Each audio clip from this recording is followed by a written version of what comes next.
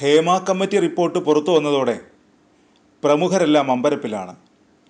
അസാധാരണമായ സ്വീകാര്യതയാണ് റിപ്പോർട്ടിന് ലഭിച്ചത്. റിപ്പോർട്ടിൻ്റെ പല്ലും നഖവും കളഞ്ഞവർക്കെതിരെ കനത്ത രോക്ഷമാണ് ഉയരുന്നത്. സർക്കാർ പോലും അമ്പരന്ന് നിൽക്കുന്നു. കഴിച്ചിട്ടിറക്കാനും വയ്യ, മധുരിച്ചിട്ട് തുപ്പാനും വയ്യ എന്ന അവസ്ഥ. ജനങ്ങളെ പിണക്കാനും വയ്യ, പ്രമുഖരുടെ മുഖം മൂടി അഴിക്കാനും വയ്യ. സജി ചെറിയാൻ്റെ അവസ്ഥയാണ് പരമകഷ്ടം. ഒരു സാംസ്കാരിക മന്ത്രിയാവാനുള്ള സംസ്കാരമൊന്നും തനിക്കില്ലെന്ന് പണ്ടേ തെളിയിച്ചിട്ടുണ്ട്. എന്ത് പ്രഹസനമാണ് സജി ഇതെന്ന് പലവട്ടം നമ്മൾ ചോദിച്ചിട്ടുള്ളതാണ്.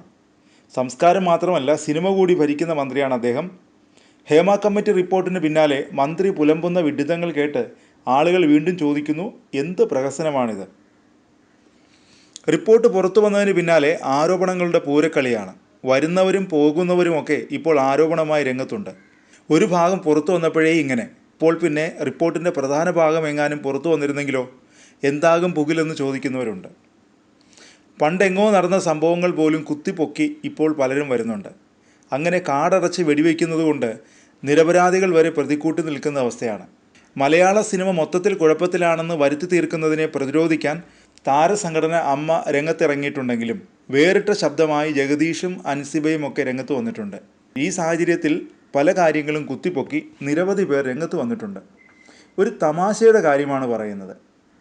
നിർദോഷമെന്ന് തോന്നാം, എന്നാൽ എത്രയോ മോശമായൊരു തമാശ. തെന്നിന്ത്യൻ താരസുന്ദരി നയൻതാര. താരമൂല്യത്തിലും ഏറെ മുന്നിലാണ് താരം. നിരവധി ആരാധകരാണ് താരത്തിനുള്ളത്. മലയാളത്തിൽ തുടങ്ങി ഇന്ന് ബോളിവുഡിൽ വരെ എത്തി നിൽക്കുന്നു നയൻസിൻ്റെ അഭിനയ ജീവിതം. 2003 സത്യനന്ദിക്കാടിൻ്റെ മനസ്സിനക്കരെ എന്ന മലയാള ചിത്രത്തിലൂടെയാണ് നയൻതാര അഭിനയ ജീവിതത്തിന് തുടക്കം കുറിച്ചത്. പിന്നീട് തമിഴ് സിനിമാ മേഖലയിൽ സജീവമായ നയൻസിന് നിരവധി ഹിറ്റ് ചിത്രങ്ങളുടെ ഭാഗമാകാനും സാധിച്ചു. തമിഴിൽ ആദ്യകാലത്ത് ഗ്ലാമറസ് വേഷങ്ങളിൽ പ്രത്യക്ഷപ്പെട്ടിരുന്ന താരത്തിന് ഏറെ വിമർശനങ്ങൾ നേരിടേണ്ടി വന്നിരുന്നു.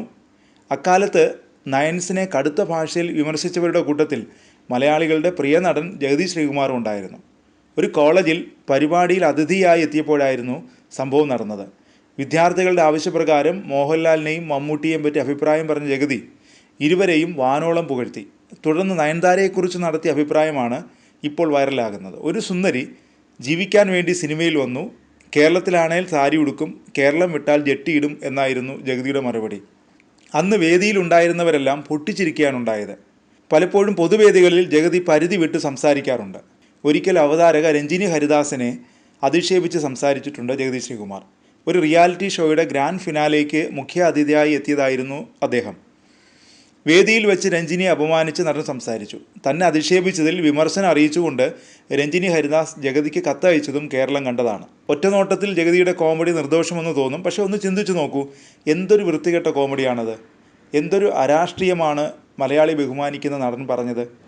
ഈ അവസ്ഥ തന്നെയാണ് സിനിമാ മേഖലയിൽ സജീവമായി നിൽക്കുന്നതും. അതുകൊണ്ടാണ് നടിമാരെ വെറും ഉപഭോഗ വസ്തുക്കളായി മാത്രം കാണുന്നത്. വളരെ ചുരുക്കം നടന്മാർ മാത്രമാണെന്ന് തോന്നുന്നു നടിമാർക്ക് അവർ അർഹിക്കുന്ന ബഹുമാനം നൽകുന്നത്, അവരുടെ വ്യക്തിത്വത്തെ ബഹുമാനിക്കുന്നതും. അടുത്തിടെ ഒരു വേദിയിൽ വെച്ച് മമ്മൂട്ടി സംവിധായകനും നടനുമായ ജൂഡ് ആൻ്റണിയെക്കുറിച്ച് ഒരു തമാശ പറഞ്ഞു.